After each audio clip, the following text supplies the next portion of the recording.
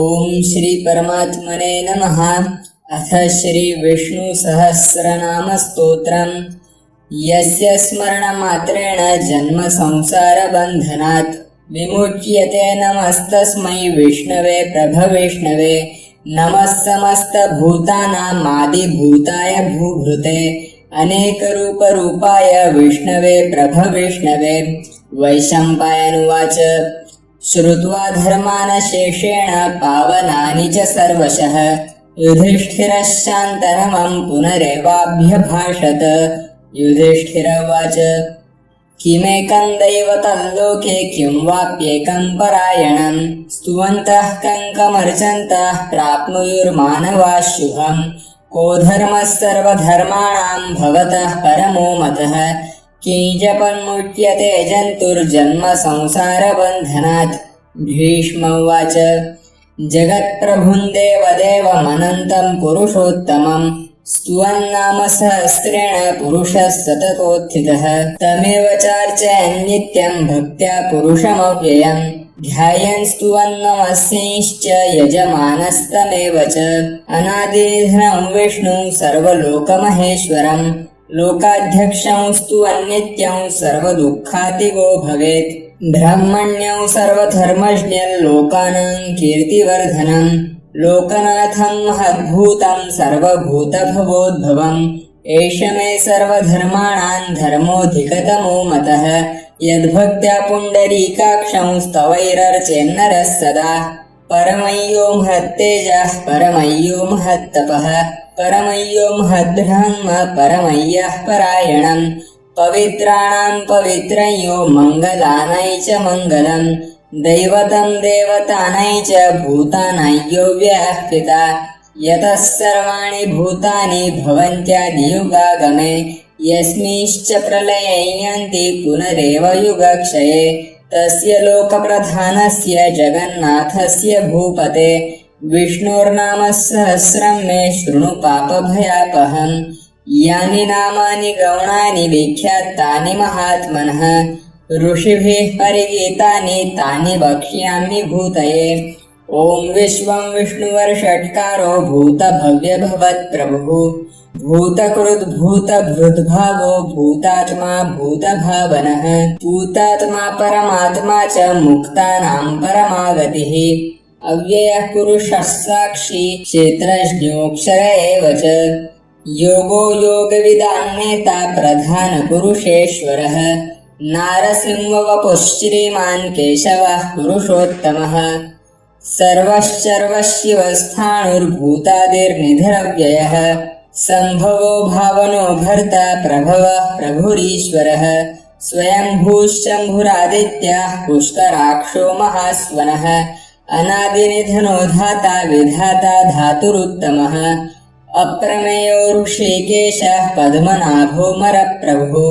विश्वकर्मा मनुस्त्वष्टा स्थविष्ठस्थविरो ध्रुवः।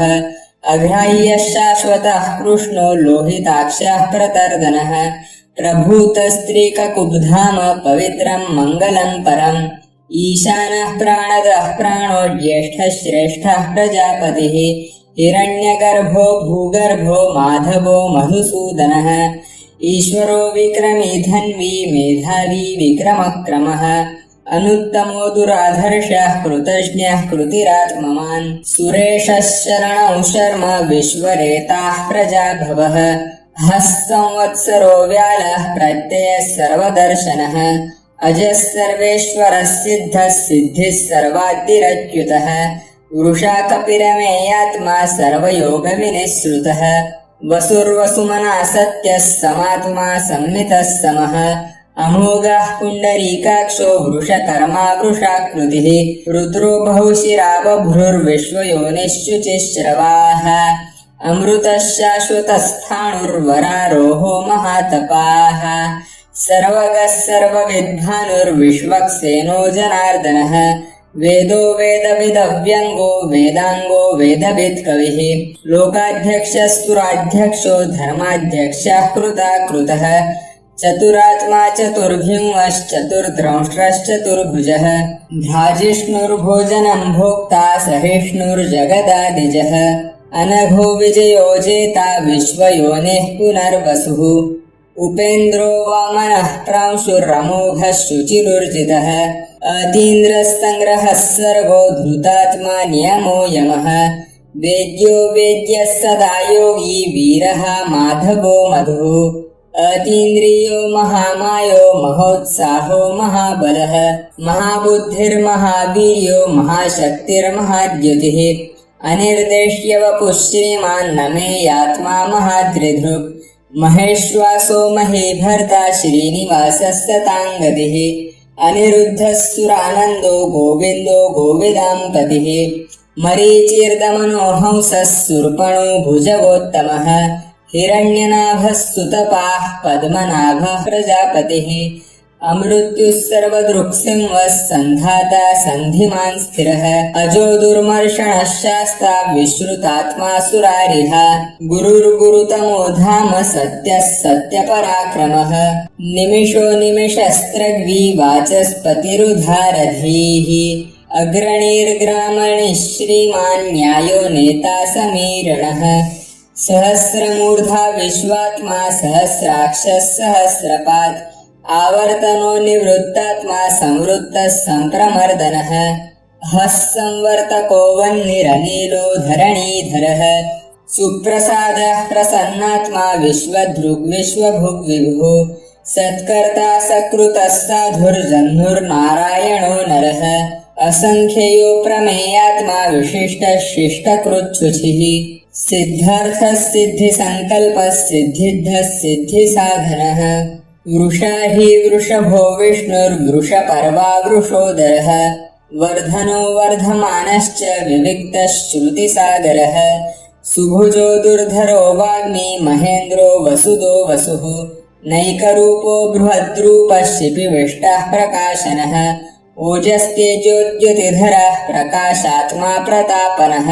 रुद्धः स्पष्टाक्षरो मन्त्रश्चन्द्रांशुर्भास्करद्युतिः अमृतांशुद्भवोद्भानुश्चशिबिन्दुः सुरेश्वरः औषधै जगतः सेतुः सत्यधर्मपराक्रमः भूतभव्यभवन्नाथः पवनः पवनो नलः कामः कामकृत्कान्तः कामः कामप्रदः प्रभुः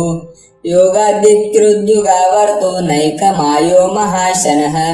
अदृष्ट्यो व्यक्तरूपश्च सहस्रजिदनन्तजित् इष्टो विशिष्टः शिष्टेष्टः शिखण्डी नूषो वृषः क्रोधः क्रोधकृत्कर्ता विश्वबाहुर्महीधरः अच्युतः प्रथितः प्राणः प्राणदो वासवानुजः अपान्निधिरनिष्ठाननप्रमत्तः प्रतिष्ठितः स्कन्दस्कन्दधरो धूर्यो वरदो वायुवाहनः वासुदेवो बृहद्भानुरादिदेवः पुरन्दरः अशोकस्तारणस्तारः शूरः शौरिर्जनेश्वरः अनुकूलश्च तावर्तः पद्मी पद्मनिभेक्षणः पद्मनाभोर्रविन्दाक्ष पद्मगर्भश्चरीरभृत् महर्धिर्रुद्धो वृद्धात्मा महाक्षो गरुडध्वजः अतुलश्चरभो भीमः समयज्ञो हविर्हरिः सर्वलक्षणलक्षण्यो लक्ष्मीवासन्मतीजयः विक्षरो रोहितो मार्गो हेतुर्दामोदरः सहः महीधरो महाभागो वेगवानमिताशनः उद्भवः शोभनो देवः श्रीधर्वः परमेश्वरः करणं कारणं कर्ता विकर्ता गहनो गुहः व्यवसाय व्यवस्थानः संस्थानस्थानदो ध्रुवः परर्थिः परमस्पष्टस्तुष्टः पुष्टः शुभेक्षणः रामो विरामो विरजो मार्गो नेयो नयो नयः वीरशक्तिमतां श्रेष्ठो धर्मो धर्मविदुत्तमः वैकुण्ठः पुरुषः प्राणः प्राणदः प्रणवः पृथुः हिरण्यगर्भः शत्रुघ्नो व्याप्तो वायुरथोक्षजः ऋतुसुदर्शनः कालः परमेष्ठी परिग्रहः उग्रत्संवत्सरो दक्षो विश्रामो विश्वदक्षिणः विस्तारस्थावरस्थाणुः प्रमाणं बीजमव्ययम् अर्थोऽनर्थो महाकोशो महाभोगो महाधनः अनिर्विण्णस्तविष्ठो भूर्धर्मयूपो महामखः नक्षत्रनेमिर्नक्षत्री क्षमः श्यामः समीहनः यज्ञयुज्यो महेज्यश्च क्रतुः सत्रंसतां गतिः सर्वदर्शी विमुक्तात्मा सर्वज्ञो ज्ञानमुत्तमम् सुव्रतः सुमुखः सूक्ष्मः सुघोषः सुखदः सुहृत् मनोहरो जितक्रोधो वीरबाहुर्विदारणः स्वापनस्ववशो व्यापी नैकात्मा नैककर्मकृत् वत्सरो वत्सलो वत्सी रत्नगर्भो धनेश्वरः धर्मकृद्धर्मी सतसत्क्षरमक्षरम् अविज्ञाता सहस्रांशुर्विधाता कृतलक्षणः गभिस्तनेमिः सत्त्वस्थः सिंहो भूतमहेश्वरः आदिदेवो महादेवो देवेशो देवभृद्गुरुः उत्तरो गोपतिर्गोप्ता ज्ञानगम्यः पुरातनः शरीरभूतभृद्भोक्ता कपीन्द्रो भूरि दक्षिणः सोमपोऽमृतपः सोमः पुरुजित् पुरुषोत्तमः विनयो जयस्तत्यसन्धो दाशार्हः सात्वतां पतिः जीवो विनयिता साक्षी मुकुन्दो मितविक्रमः अह्नो निधिरनन्तात्मा महोदधिशयोऽन्तकः अजो महार्हः स्वाभाव्यो जितामित्रः प्रमोदनः आनन्दो नन्दनो नन्दः सत्यधर्मा त्रिविक्रमः महर्षिः कपिलाचार्यः कृतज्ञो मेदनीपतिः त्रिपदस्त्रिदशाध्यक्षो महाशृङ्गः कृतान्तकृत् महावराहो गोविन्दः सुषेणः कनकाङ्गदी गुह्यो गभीरो गहनो गुप्तश्चक्रगदाधरः वेधास्वाङ्गोजितः कृष्णो दृढः सङ्कर्षणोच्युतः वरुणो वारुणो वृक्षः पुष्कराक्षो महामनाः भगवान् भगहानन्दी वनमाली हलायुधः आदित्यो ज्योतिरादित्यः सहिष्णुर्गतिसत्तमः सुधन्वाखण्डपरशुर्दारुणो द्रविणप्रदः दिविस्पृक् सर्वदृग्व्यासो वाचस्पतिरयो निजः त्रिसामासामगः साम निर्माणं भेषजं भिषक् सन्न्यासकृच्छमशान्तो निष्ठा शान्तिः परायणम् शुभाङ्गः शान्तिदस्त्रष्टा कुमुदः कुवलेशयः गोहितो गोपतिर्गोप्ता वृषभाक्षो वृषप्रियः अनिर्वर्ती निवृत्तात्मा संक्षेप्ता क्षेमकृच्छिवः श्रीवत्सवक्षाः श्रीवासः श्रीपतिः श्रीमतां वरः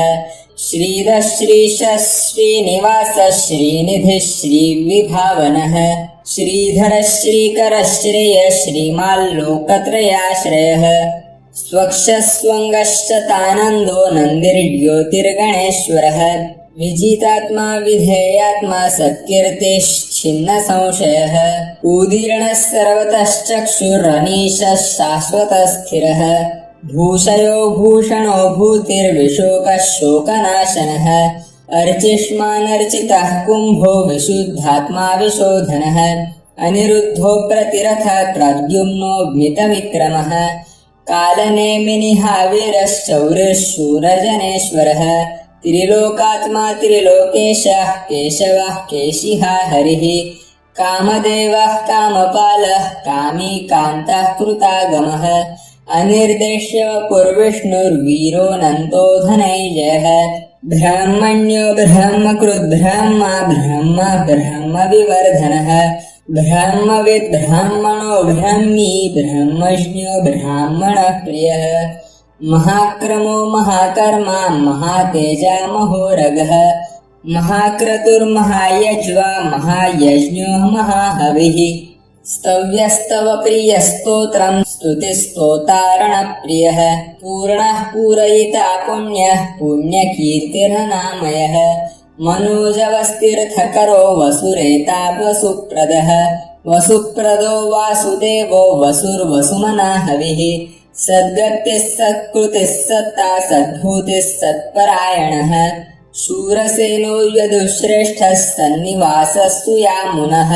भूतावासो वासुदेवः सर्वासु निलयो नलः दर्पः दर्पतो दृप्तो दुर्धरोऽथा पराजितः विश्वमूर्तिर्महामूर्तिर्दीप्तमूर्तिरमूर्तिमान् अनेकमूर्तिरव्यक्तः शतमूर्तिः शताननः ऐकोनैकः स वः कङ्की यत्तत्पदमनुत्तमम् लोकबन्धुर्लोकनाथो माधवो भक्तवत्सलः सुवर्णवर्णो हेमाङ्गो वराङ्गश्चन्दनाङ्गदी वीरः विषमशून्यो घृताशीरचलश्चलः अमानी मानदो मान्यो लोकस्वामीतिर्लोकधृक् सुमेधो मेधजो धन्यः सत्यमेधाधराधरः तेजो वृषद्युतिधरः सर्वशस्त्रभृतांवरः प्रग्रहो निग्रहो व्यग्रो नैकशृङ्गो गदाग्रजः चतुर्मूर्तिश्चतुर्बाहुश्चतुर्व्यूहश्चतुर्गतिः चतुरात्मा चतुर्भावश्चतुर्वेदविदेकपात् समावर्तो निवृत्तात्मा दुर्जयो दुरतिक्रमः दुर्लभो दुर्गमो दुर्गो दुरावासो दुरारिः शुभांगो लोकसारंगः सुतन्तुस्तन्तुवर्धनः इन्द्रकर्मा महाकर्मा कृतकर्मा कृतागमः उद्भवः सुन्दरः सुन्दो रत्ननाभः सुलोचनः अर्को वाजनसः शृङ्गी जयन्तः सर्वविद्यै सुवर्णबिन्दुरक्षोभ्यः सर्ववागीश्वरेश्वरः महारुधो महागर्तो महाभूतो महानिधिः कुमुदः कुन्दरः कुन्दपर्जन्यः पावनो निलः अमृताशोऽमृतवपुः सर्वज्ञः सर्वतोमुखः सुलभः सुव्रतः सिद्धः शत्रुजिच्छत्रुतापनः न्यग्रोधोदुम्बरोऽश्वत्थश्चाणुरान्ध्रनिषूदनः सहस्रार्चिः सप्तजिह्वः सप्तैधाः सप्तवाहनः अमूर्तिरनघोट्यन्त्यो भयकृद्भयनाशनः अणुर्बृहत्कृशस्थूलो गुणभृन्निर्गुणो महान् अधृतस्वधृतस्वास्यः प्राग्वंशो वंशवर्धनः भारभृत्कथितो योगी योगिशः सर्वकामदः आश्रमश्रमणः श्यामः शूर्पणो वायुवाहनः धनुर्धरो धनुर्वेदो दण्डो दमयिता दमः अपराजितः सर्वसहो नियन्ता नियमो यमः सत्त्ववान् सात्विकः सत्यः सत्यधर्मपरायणः अभिप्रायः प्रियार्होर्हः प्रियकृत् प्रीतिवर्धनः विहाय सगतिर्ज्योतिः सुरुचिर्हुतभुग्विभुः रविर्विरोचनः सूर्यः सविता रविलोचनः अनन्तो हुतभुग्भोक्ता सुखदो नैकजोऽग्रजः अनिर्विण्णः सदामर्षि लोकाधिष्ठानमद्भुतः सनात् सनातनतमः कपिलः कपिरप्ययः स्वस्तिदः स्वस्तिकृत् स्वस्ति स्वस्तिभुक् स्वस्ति दक्षिणः अरौद्रः कुण्डलीचक्री विक्रम्योर्जितशासनः शब्दातिगः शब्दसः शिशिरः शर्वरीकरः अक्रूरः पेशलो दक्षो दक्षिणः शमिणां वरः विद्वत्तमो वीतभयः पुण्यश्रवणकीर्तनः उत्तारणो दुष्कृतिः पुण्यो दुःस्वप्ननाशनः वीरः रक्षणः सन्तो जीवनः पर्यवस्थितः अनन्तरूपोऽनन्तश्रीर्जितमन्युर्भयापहः चतुरस्रो गभीरात्मा विदिशो व्यादिशो दिशः अनादिर्भूर्भुवो लक्ष्मीः सुवीरो रुचिराङ्गदः जननो जनजन्मादिर्भीमो भीमपराक्रमः आधारनिलयो धाता पुष्पहासः प्रजागरः ऊर्ध्वगः सत्पथाचारः प्राणदः प्रणवः पणः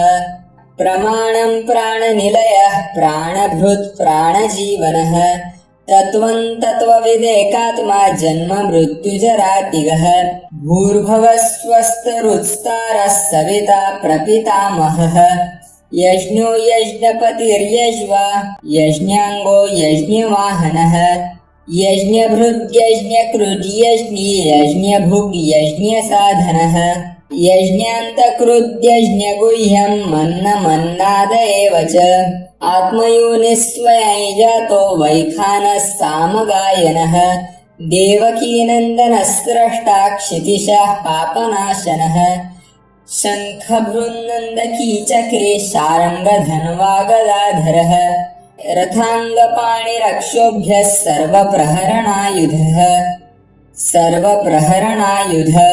ॐ नमैति इतीदं कीर्तनीयस्य केशवस्य महात्मनः नाम्नौ सहस्रं दिव्यानाम् अशेषेण प्रकीर्तितम् यैदं शृणुयानित्यं यश्चापि परिकीर्तयेत् नाशुभं प्राप्नुयात् किंचित् सोमुत्रेह च मानवः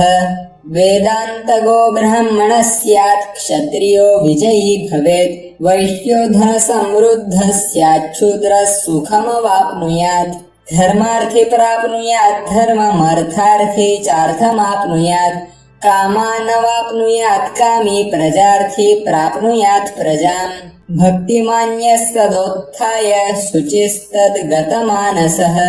सहस्रं वासुदेवस्य नाम्नामेतत् प्रकीर्तयेत् यशः प्राप्नोति विपुलं ज्ञाति प्राधान्यमेव च अचलं श्रियमाप्नोति श्रेयं प्राप्नोत्यनुत्तमम् न भयं क्वचिदाप्नोति वीर्यं तेजश्च विन्दति भवत्यरोगो द्युतिमान् बलरूपगुणान्वितः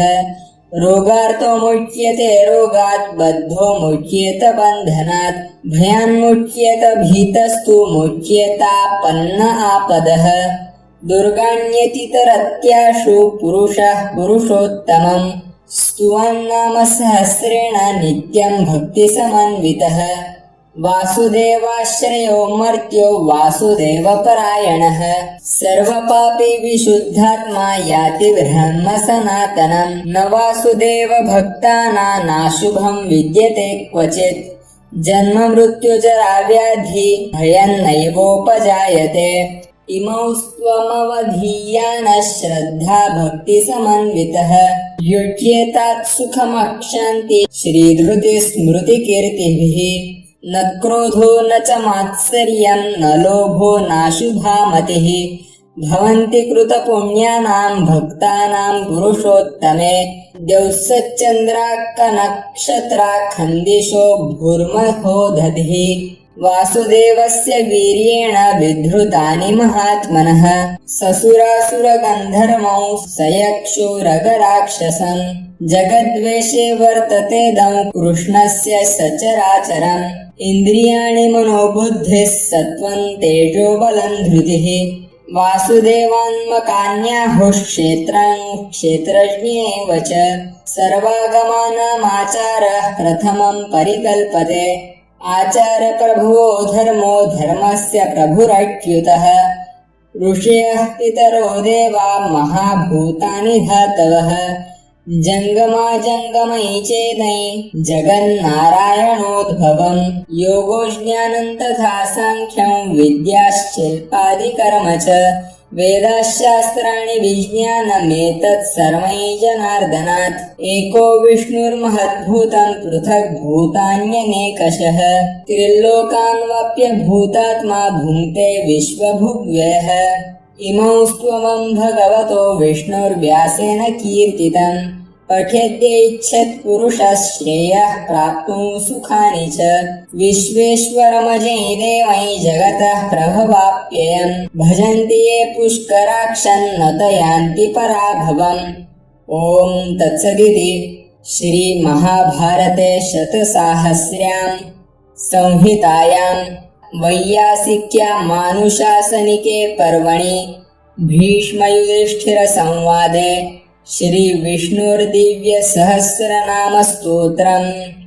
हरि ओं तत्सत् हरि ओं तत्सत् हरि ओं तत्सत्।